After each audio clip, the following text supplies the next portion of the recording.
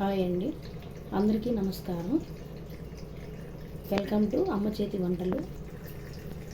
ఈరోజు సాంబార్ ఎలా చేయాలో చూద్దాము.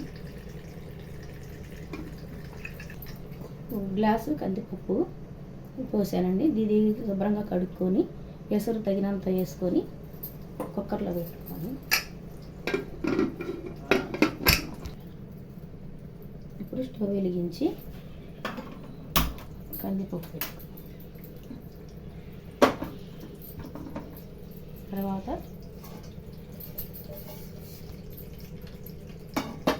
మళ్ళీ స్టవ్ వెలిగించుకొని తాలింపు గిన్నె పెట్టుకోవాలి.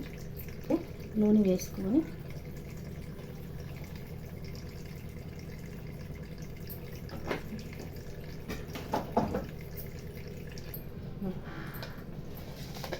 నూనె వేడెక్కినాక తాలింపు గింజలు వేసుకోవాలి. 2 రెబ్బలు కరివేపాకు, దీంట్లో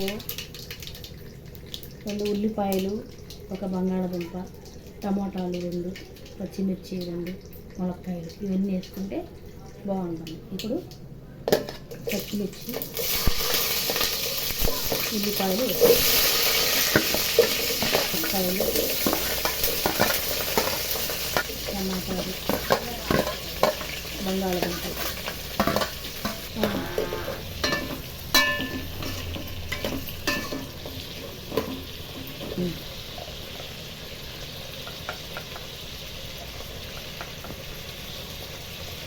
కొంచెం పసుపు,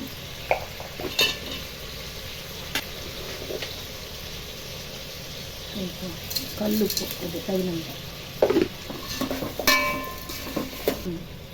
ఇవన్నీ వేసుకొని కొంచెం మగ్గేంత వరకు కొంచెం మూత పెట్టుకుంటాం. ఇప్పుడు చింతపండు కొద్దిగా నానబెట్టుకోవాలండి ముందులుగా. ఇప్పుడు చింతపండు కొద్దిగా దానికి సరిపడా నానబెట్టుకోవాలండి. కొంచెం నానితే గుజ్జు బాగా వస్తుంది. కాకుండా ఇప్పుడు మగ్గిందేమో చూద్దాము.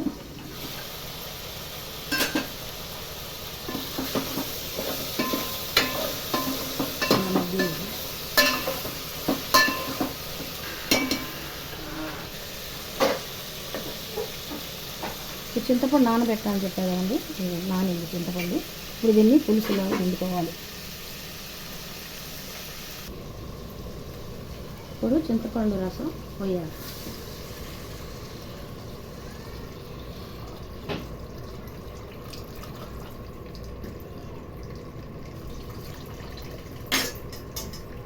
కారం వేయాలి.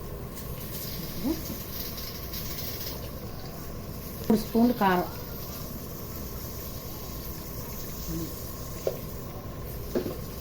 వేసి ఒకసారి కలియబెట్టు.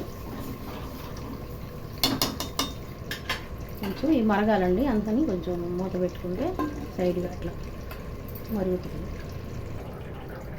ఇప్పుడు సాంబార్ మరిగిన లేదో చూద్దాము.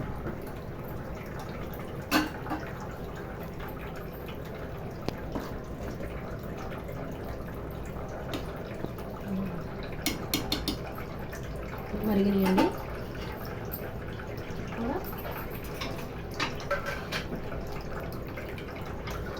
పప్పు కూడా ఉడికిందో లేదో చూద్దాం. ఉడికిందండి. దీన్ని ఇట్లా మెత్తగా చేసుకొని ఇప్పుడు సాంబార్ మరిగింది కదా దీనిలో వేసుకోవాలి.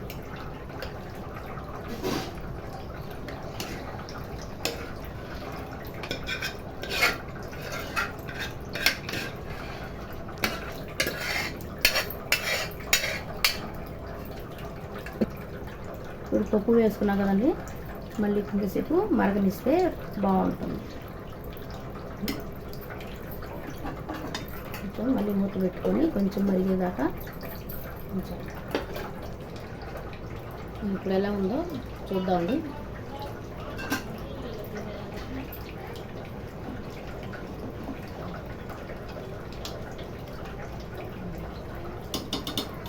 అయిపోయింది.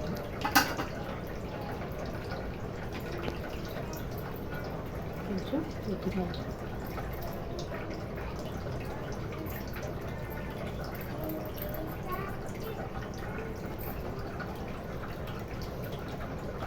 సాంబార్ అయిపోయిందండి.